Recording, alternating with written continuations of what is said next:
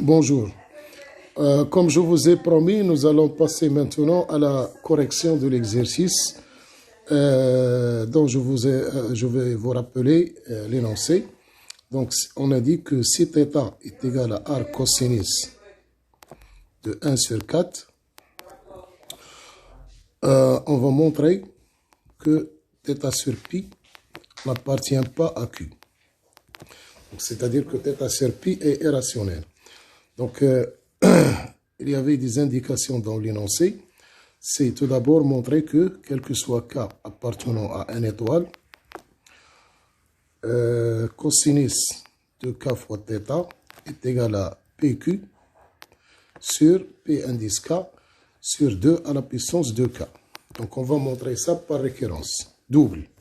Donc, on va montrer ça par récurrence double. Donc, je rappelle le principe de récurrence double. Donc, on va vérifier que la propriété est vraie pour K égale 1 et pour K égale 2. Donc, pour K égale à 1, donc c'est ça l'initialisation. Donc, pour K égale à 1, on a cosinus de θ, elle est égale à 1 quart. Donc, il est bien sur la forme 1 sur 2 à la puissance 2 fois 1. Donc, ici, P1 égale 1. Donc, la propriété, elle est vraie pour K égale à 1. Pour K égale à 2, on a cosinus de θ est égal, d'après les formules de trigonométrie, donc c'est cosinus carré θ moins sinus carré θ. Et comme sinus carré θ, c'est 1 moins cosinus carré θ, donc c'est égal à 2 cosinus carré θ moins 1. Donc, si je remplace cosinus θ par sa valeur, on va trouver 2 fois cosinus carré θ. Donc, c'est 1 quart au carré moins 1. Donc, ça fait 2 sur 16 moins 16 sur 16. Donc, ça fait moins 14 sur 16. Donc, c'est moins 14 sur 2 à la puissance 4. Et qui est bien sur la forme P2 sur 2 à la puissance 2 fois 2. Donc, aussi, la propriété est vraie aussi. La propriété est vraie pour K égale à 2. Donc, maintenant, on va passer à...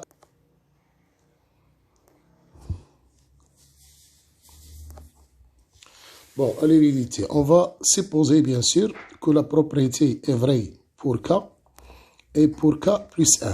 C'est-à-dire que cosinus de Kθ est égal à pk sur 2 à la puissance de k, et cosinus de k plus 1 fois θ égal à pk plus 1 sur 2 à la puissance de k plus 2. Et montrer bien sûr que cosinus k plus 2 fois θ est égal à p indice k plus 2 sur 2 à la puissance de k plus 2, c'est-à-dire pk plus 2 sur 2 à la puissance de k plus 4. Et bien sûr, les pk, il appartient à z, et pk plus 1 appartient aussi à z. Bon, ça, comment on va faire? Donc, on va partir bien sûr des formules trigonométriques qu'on connaît. Donc, cosinus k plus 2 fois θ, je peux l'écrire cosinus k plus 1 θ plus θ. Et ça, vous savez bien, cosinus A plus B, c'est cosinus A, cosinus B, moins sinus A, sinus B. Donc, il est égal à cosinus K plus 1, θ, cosinus θ, moins sinus K plus 1, θ, sinus θ. Bon, maintenant, on connaît cosinus K plus 1, θ, et on connaît cosinus θ. Donc, l'idée, c'est de trouver sinus K plus 1, θ, sinus θ, en fonction de cosinus k plus 1 θ et k plus 2 θ. Donc, je rappelle la formule de cosinus A plus B, c'est cosinus A, cosinus B moins sinus A, sinus B.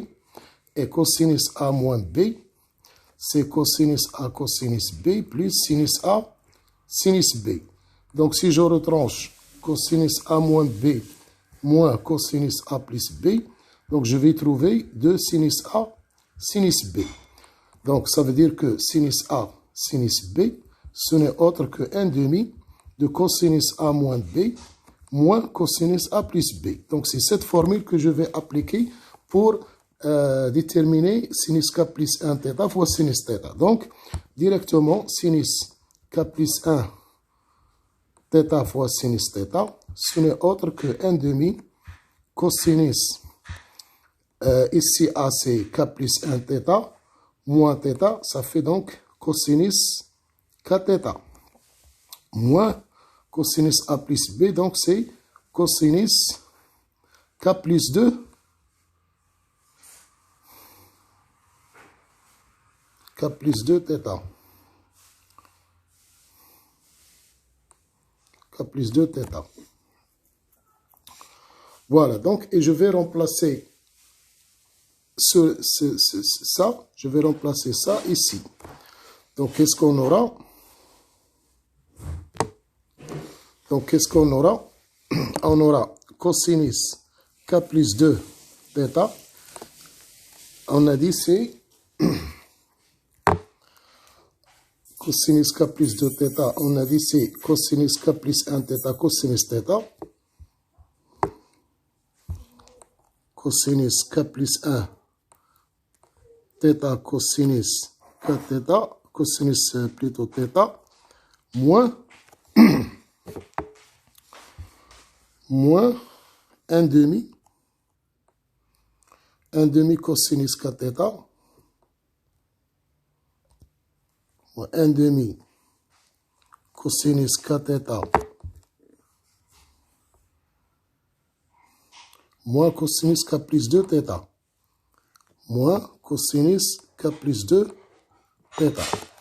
Donc, on aura, bon, donc si je vais, ça fait cosinus K plus 1 θ, cosinus θ, moins 1 demi cosinus K θ, plus 1 demi cosinus K plus 2 θ. Donc, on aura 1 demi, donc si je fais ça ici, donc ça j'aurai cosinus K plus 2 θ moins 1 demi cosinus K plus 2 θ, c'est 1 demi cosinus K plus 2 θ égale à cosinus K plus 1 θ fois cosinus θ moins 1 demi cosinus K θ. Donc, si je multiplie tout par 2, on aura cosinus K plus 2 θ égale 2 cosinus K plus 1 θ cosinus θ moins cosinus K θ. Donc maintenant, on va appliquer l'hypothèse de récurrence. Bon, cosinus K plus 2 θ, elle est égale, d'après l'hypothèse de récurrence, à 2 pk plus 1 sur 2 à la puissance 2k plus 2 fois cosinus θ qui est égal à 1 sur 2 au carré, moins cosinus K θ qui est pk sur 2 à la puissance 2k.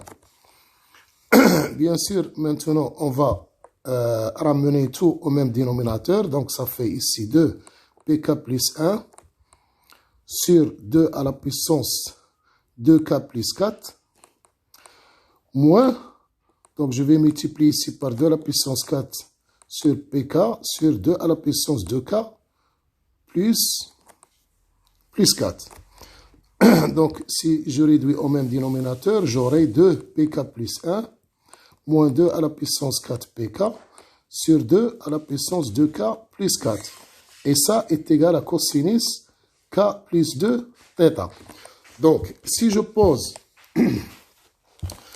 pose maintenant pk plus 2 égale à 2 pk plus 1 moins 2 à la puissance 4 pk, on est arrivé. Donc qu'est-ce qu'on a trouvé? On a trouvé cosinus k plus 2 θ est égal à 2 pk plus 1 moins 2 à la puissance 4 pk sur 2 à la puissance 2k plus 4. Donc, en notant, bien sûr, pk plus 2 égale 2 pk plus 1 moins 2 à la puissance 4 pk, qui bien sûr appartient à z, c'est-à-dire ce nombre appartient à Z, puisque PK plus 1 et PK appartient à Z par hypothèse, on a bien cosinus K plus 2 θ est égal à PK plus 2 sur 2 à la puissance 2 fois K plus 2. Voilà, donc on est arrivé à montrer que quel que soit K appartenant à n étoile, PK, non, pas PK,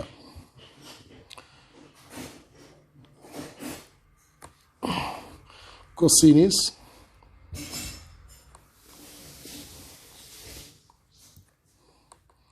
K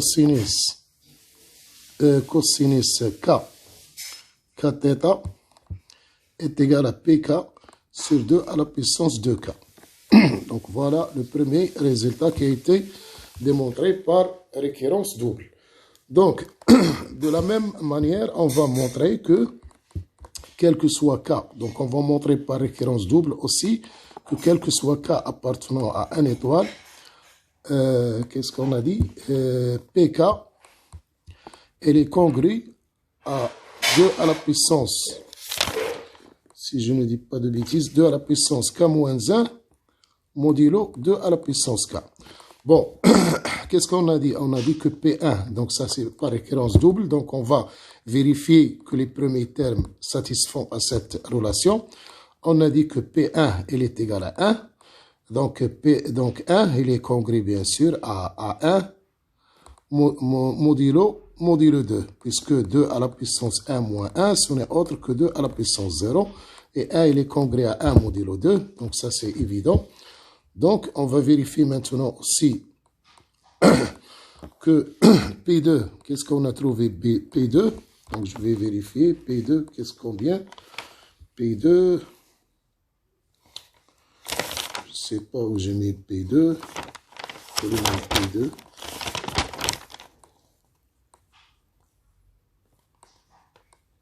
P2, voilà, P2 c'est 2 moins 2 à la puissance 4.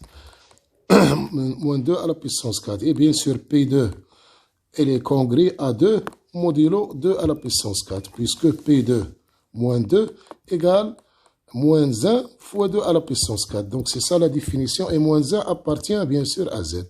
Donc, c'est ça la définition de la congruence modulo. Donc, la propriété est vérifiée pour K égale à 1, pour K égale à 2. Maintenant, on va supposer que la propriété est vérifiée pour PK et PK plus 1. Et on va montrer qu'il est vrai pour PK plus 2. C'est-à-dire qu'on va supposer que PK est congru à 2 à la puissance K moins 1 modulo 2 à la puissance K. Et PK plus 1 congru à 2 à la puissance K modulo 2 à la puissance K plus 1. Et montrer que PK plus 2 est congru à 2 à la puissance K plus 1 modulo 2 à la puissance K plus 2. Donc ça c'est très facile. Donc on va utiliser la relation PK plus 2 qu'on avait trouvé. Donc je vais chercher ça. Donc c'est 2 PK plus 1 moins 2 à la puissance 4 PK. Et bien sûr, on va utiliser le fait que PK est congru à 2 à la puissance K moins 1 modulo 2K. Ça veut dire, on a PK est congru à 2 à la puissance K moins 1 modulo 2 à la puissance K. Ça veut dire qu'il existe N appartient à Z, tel que PK moins 2 à la puissance K moins 1 égale à N fois 2K moins 1. 2K moins 1. Voilà. Et l'autre aussi. PK plus 1.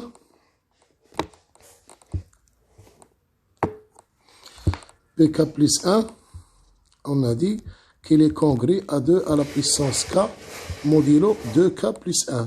Ça veut dire qu'il existe maintenant un L appartenant à Z tel que PK plus 1 moins 2K est égal à L fois 2K plus 1.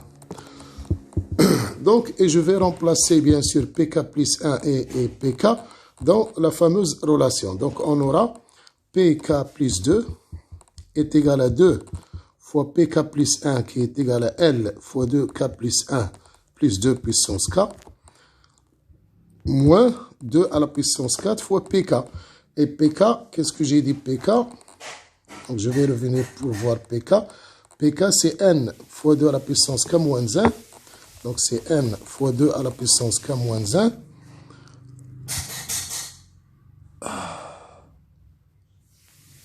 Je ne dis pas de bêtises. La pk, non, ici c'est une erreur. Ça c'est n fois 2 à la puissance k. Ici c'est n fois 2 à la puissance k. Donc c'est n fois 2 à la puissance k plus 2k moins 1. Donc c'est n.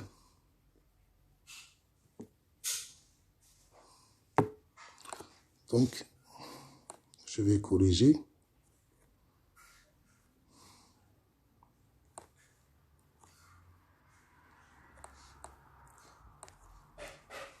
Donc c'est n fois 2. Donc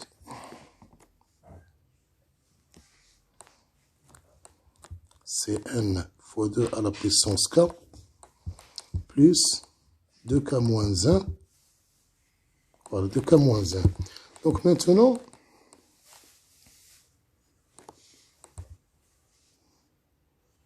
donc on a dit pk plus 2, c'est 2. C'est 2 fois L fois 2 puissance k plus 1 plus 2. Voilà, plus 2 à la puissance k. Donc ici, il suffit de faire les calculs. Donc pk plus 2. Donc ça fait L fois 2 à la puissance k plus 2. Plus 2k plus 1. Moins n fois 2 à la puissance k plus 4. Moins 2 à la puissance k. 4 moins 1, c'est plus 3. Donc, il faut que je fais apparaître, bon, pk plus 2, il faut que je montre que pk plus 2, il est congru à 2 à la puissance k plus 1.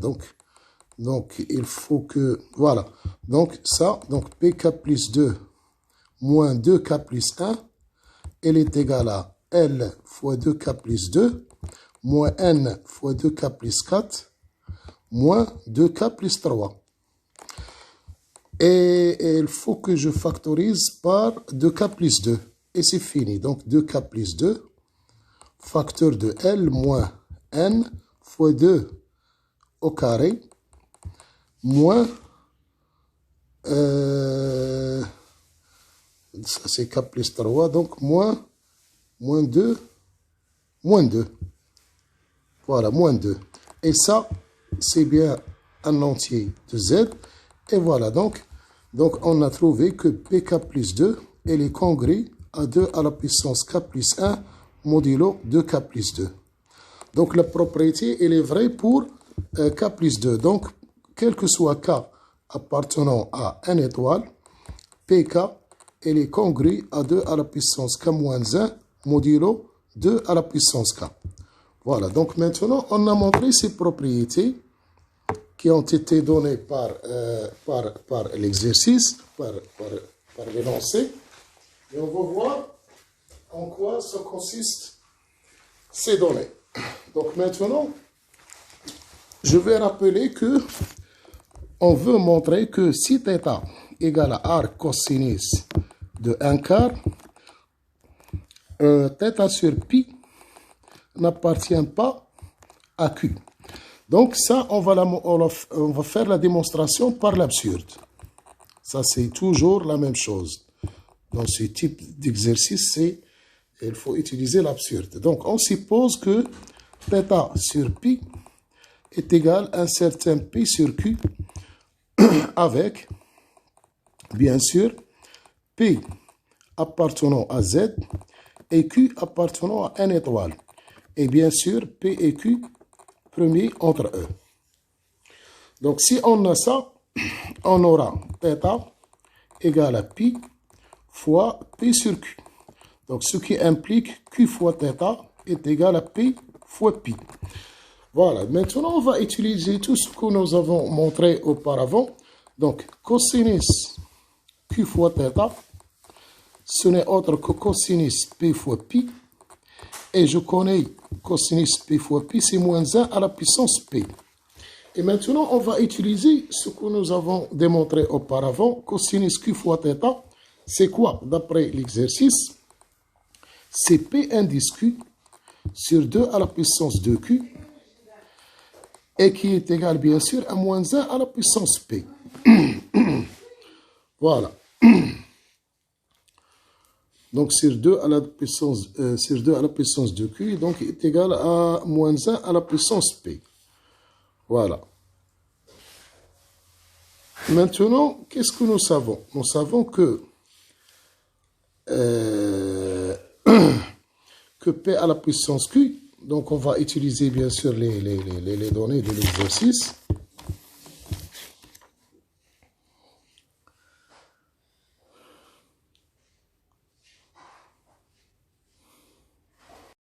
On va trouver P indice Q sur 2 à la puissance 2Q égale à moins 1 à la puissance P. Donc maintenant, on va utiliser le résultat qu'on avait trouvé. On avait trouvé que P indice Q égale 2Q moins 1 est congrès à 2Q moins 1 modulo 2Q. C'est-à-dire qu'il existe n appartenant à Z tel que P indice Q égale à n fois 2 à la puissance Q plus 2 à la puissance Q moins 1. Donc, et d'après la relation précédente, ça veut dire que n fois 2 à la puissance Q plus 2Q moins 1 sur 2 à la puissance 2Q égale à moins 1 à la puissance P. Mais moins 1 à la puissance P, elle est égale à plus ou moins 1, suivant la parité de 1. Donc, de cette relation, je vais tirer n. Donc, ça veut dire que n fois 2 à la puissance Q plus 2Q moins 1 égale plus ou moins 2 à la puissance 2Q. Donc, ça veut dire que n égale plus ou moins 2 à la puissance 2Q moins 2 à la puissance Q moins 1 sur 2Q. Donc, ça veut dire que n égale à plus ou moins 2 à la puissance Q moins 1 demi. Mais comme on sait que Q, il appartient à n étoile, ça veut dire que Q ne peut pas être négatif, par exemple, égal à moins 1. Donc, n n'appartient pas à Z. Donc, voilà maintenant la contradiction. Donc, et nous, on a supposé auparavant que n appartient à Z. Donc, ça veut dire que l'hypothèse que nous avons supposée, c'est-à-dire nous avons supposé que θ sur pi appartient à Q, est fausse. Est fausse. Donc, θ sur pi n'appartient pas à Q. Et donc, ce qui achève la démonstration. Donc, si vous avez bien aimé cet exercice, donc essayez de le partager avec vos amis. Et si vous n'êtes pas encore abonné à la chaîne, il faut s'abonner pour pouvoir bénéficier de toutes les nouveautés. Et sur ce, je vous souhaite bonne révision et au revoir.